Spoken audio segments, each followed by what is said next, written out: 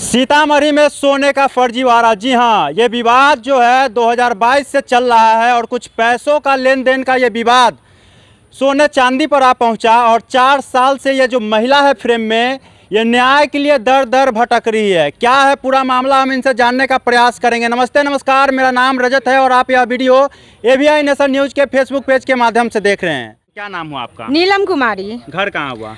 गौशाला चौक। क्या कुछ मामला है, क्या हुआ आपके साथ? हमारे साथ धोखाधड़ी हुआ है। क्या धोखाधड़ी हुआ है?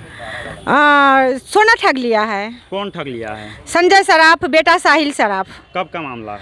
ये 2022 से मामला है, 22 का। हाँ, 2022 में उसका बेटा साहिल सराफ हम उसको जानते पहचानते थे। वो अपने बहन के डिलीवरी के लिए हमसे 96,000 रुपया लिया था, जो हम आंटी जी दे देंगे। कौन लिया आपसे? साहिल सराफ। किस लिए लिया? वो अपने बहन के डिलीवरी के लिए रात में। आप दिए पैसा? हाँ। अच्छा, हम पहचानते थे उसको। अच्छा, तब क्या हुआ? और उसके बाद में जब हम कहा कि हम छठ के बाद दे देंगे, नहीं दिया, तो उसको पिता को हम अपने दरवाजे पे बुलाए। सभी से जिसके सामने में दिए थे, हम वीडियो बना लिए थे। जो हमको लग रहा था कि लड़का अच्छा नहीं है, तो हम दे दिए थे। हम जानते थे, सभी ने कहा दे दो, बहन का डिलीवरी हम दे दिए थे। हाँ, तो हम देते समय भी लिखवा लिए, वीडियो बना लिए। तब कुछ दिन बाद उसके बाप को बुला के लाए, कहे कि आपका बेटा हमारा पैसा लिया, हमारा पैसा दे दीजिए। उसका भी वीडियो मेरे पास है। तो बाप कहा कि मेरे बेटी का शादी हुआ है या एक ठो बेटी का तलाक होने वाला है, तलाक होने वाला है, जो मुजफ्फरपुर में है। सो हम उसी में लगे हुए हैं, बहुत दुखी है। सो हमको कुछ टाइम दीजिए। जब आप पैसा मांगने गए तो हम ऐसे करके हम छोड़ दीजिए, ठीक है, दुखी है, छोड़ देते हैं। सभी ने कहा ठीक है। तो उसके बाद जब 2023 में 23 के 7वां महीना में हमारे घर में बीमारी हो गया, किसी को बहुत गंभीर बीमारी, उसमें लाखों रुपया खर्च हो गया। तो हम उनसे पैसा मांगने गए कि आपका बेटा पैसा लिया है, आप 1 साल का करारी किए थे, नहीं दिए, पैसा दीजिए, हमारे घर में बीमार है, हम हॉस्पिटल में भर्ती हैं। आप जो 96,000 रुपया उससे दिए थे, वो आप अपना पैसा मांगने गए? अच्छा, क्या बोला गया? नहीं देंगे, नहीं दिया। तो वो उसको हम अपने घर में बुला करके बोले, नहीं दिया। तो वो कहा कि जो मिला, नहीं दिया, कहा कि जो ऐसे से बेटी का ये हुआ है, बेटी का शादी किया, तलाक होने वाला, इस समय लगू गए, सो हमारे पास पैसा नहीं है, सो हमको माफ़ करिए। तो हम कहे हमको पैसा की ज़रूरी है, हम कहाँ क्या करें। तो हम कहें कि जो हम फिर से अपना सोना गिरवी रखे, हमको तो बीमारी को इलाज कराना था, तो हम गिरवी रखे। आप अपना सोना गिरवी रखे? हाँ, उसी के पास 1 लाख रुपया हमको बीमारी के में खर्च, बहुत सारा पैसा हुआ था, 1 लाख रुपया हम गिरवी के रखे थे। तो 1 लाख रुपया। सोना कितना का था? सोना था आपको 39 ग्राम। 39 ग्राम सोना था। हाँ। तकरीबन 6-7 लाख रुपया का सोना आप उससे भी ज्यादा का। हाँ जी, 1 लाख रुपया के लिए आप अपना सोना गिरवी? हाँ, एक ही ठो था, तो उसको तोड़ के तो नहीं ना रखते, एक ही ठो था। तो ये आप सोना गिरवी कब रखे? 2023 में 7वां महीना में। और आप पैसा कब दिए थे उसे? 2022 में। 2022 में जी। और सोना गिरवी रखे आप 1 लाख रुपया उससे लिए 2023? हाँ, कहा कि ब्याज जो होगा ना, से मेरा बेटा पैसा लिया, उसमें कटित कर देंगे। तो हम कहे ठीक है, लिख करके हमको बजाबते पुर्जा दे दिया। हम थोड़ी जानते थे कि इसका दुकान भी फर्जी है। बाद में जब बाद में हमको ये 22 जून को पता चला है कि दुकान भी फर्जी है, जब रंजय सराफ के पास। हाँ जी, 2026 में। हाँ, 2026 में पता चला है 22 तारीख को की दुकान फर्जी है। दुकान का क्या नाम है? शशि ज्वेलर। कहाँ पे है दुकान? ये सोनरपट्टी में, बीचे में है। अच्छा, तो आपको 22 जून को पता चला कि दुकान फर्जी है? हाँ, दुकान भी फर्जी है। उसके बाद क्या हुआ? उसके बाद क्या हुआ कि वो का हम रंजय सराफ के पास गए, उसके पास भी नहीं गए। हम 2024 से उसका पैसा ले करके हम कहे कि बेटा दे बा ना दे, हम अपना 1 लाख का जो होता है उसको दे देते, हम अपना सोना चुरा लेते। 2024 से उसको दर दर खोज रहे, वो कभी नहीं मिल रहा है। ऐसे मेरे पास में 2-3 आदमी और है जिसका उल्ली ये हुआ है। तो वो क्या किया है कि यही काम है कि वही काम है, बाप बेटा। हाँ, और उसका जो बाप था, वो सब बहुत नामी ग्रामी आदमी था। अच्छा। ये जो बाप है या साहिल बेटा है, ये सब फर्जी है, और शशि फर्जी है। क्या कि वो फर्जी दुकान चल रहा है। अभी बताइए, जब तक मिली भगत नहीं है, तब शशिया के नाम पे दुकान चल रहा है, फर्जी बड़ा हो रहा है, वो एक्शन नहीं लेता है। अभी जितना का फर्जी बड़ा के रंजय सराफ खुद बोला कि हमारे भाई के नाम पे रोज 10 ठो कंप्लेन आता है, भाई भतीजा के नाम पे। आप शशि के कहिए कि जब हम केस करेंगे आप भी फंसिएगा। उसी टाइम बोला, वहाँ पर 7-8 आदमी मौजूद था। तो वो शशि, इसका मतलब मिला हुआ है, फर्जी दुकान चलवा रहा है, फर्जीवाड़ा कर रहा है, पब्लिक से धोखाधड़ी कर रहा है। जब आपको 22 जून को पता चला कि उसका दुकान फर्जी है, वो यहाँ से गायब था, उसके बाद आप क्या किए?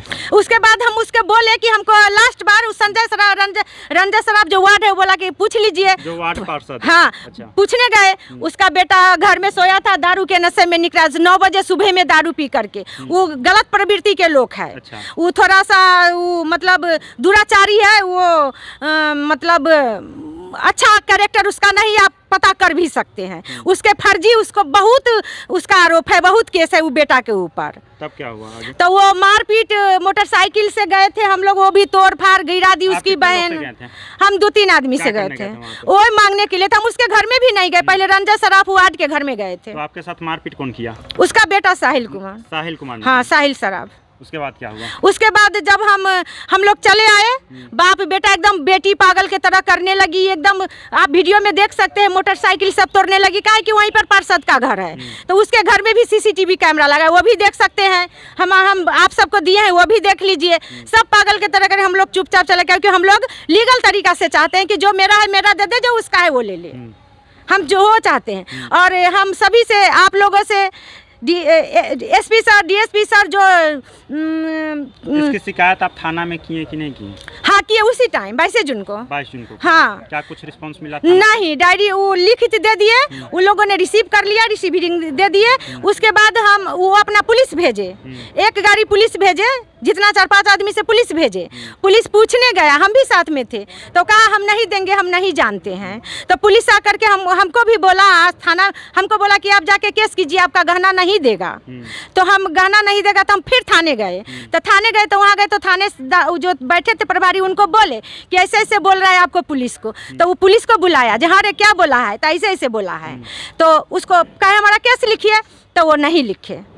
मतलब थाना में आपका केस नहीं लिया? नहीं, जबकि उनका पुलिस छानबीन कर चुका था। छानबीन कर चुका था, जी। इसके बावजूद आप गए थे केस करने? जी। आपका केस नहीं लिया? 3 दिन गए थे। 3 दिन गए? जी, उसके कल होकर के भी गए थे, उसको परसों होकर के भी आपका गए। केस नहीं लिया? नहीं, हम क्या बोल रहे हैं थाने? हम मिलाएंगे, तो ये करेंगे, वो करेंगे, कह रहे थे। और उसका बेटी वो उसी टाइम, आप वीडियो में भी देख सकते, कह रही कि पूरा सीतामढ़ी के पुलिस हमारे बाप के जेब में है। कौन बोल रहा है? उसकी बेटी पगली। तो क्या लगता है कि मतलब पुलिस वाले को पैसा हमको इंसाफ नहीं मिलेगा? सोनरपट्टी में सोना खिला करके हर दुकान में पुलिस बैठा रहता है, क्यों? उसको रक्षा करने के लिए कि पब्लिक जाम लगा रहता है, पुलिस सोनार के दुकान में बैठा रहता है।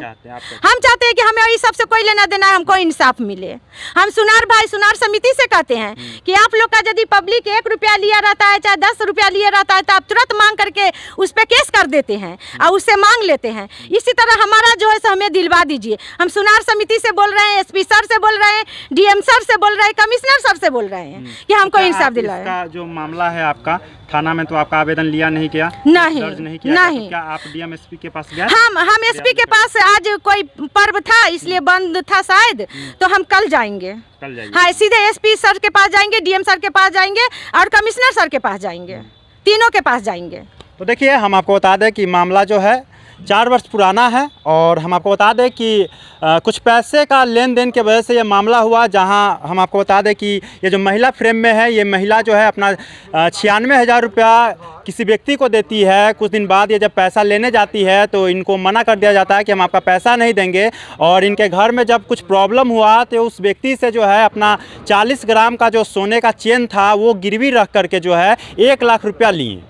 और 4 वर्षों से ये महिला लगातार दर दर न्याय के लिए भटक रही है, लेकिन इनका सुनने वाला कोई नहीं है। ये सीतामढ़ी थाना में भी जाती है, अपना आवेदन केस दर्ज करवाती है, लेकिन जहां से लोगों को न्याय मिलता है, वहां से इनको भगा दिया गया कि हम आपका केस नहीं लेंगे, आप आगे देखिए, आप अपना सेटलमेंट कीजिए, आप अपने तरीके से देखिए। तो सवाल उठता है कि लोग जो है पुलिस प्रशासन के पास अपने न्याय के लिए पहुंचते हैं, बावजूद इसके ये महिला 4 वर्षों से दर दर भटक रही है, और ये जब थाने में पहुंचती है तो इनका शिकायत नहीं लिया गया।